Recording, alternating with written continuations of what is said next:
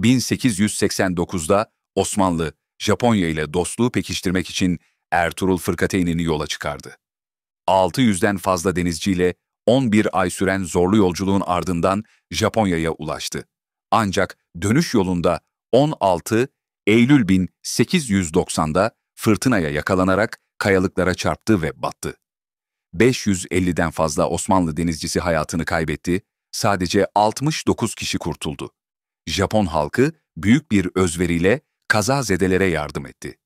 Bu trajedi Osmanlı-Japon dostluğunun temelini attı ve bugün hala iki ülke arasında saygıyla anılmaktadır.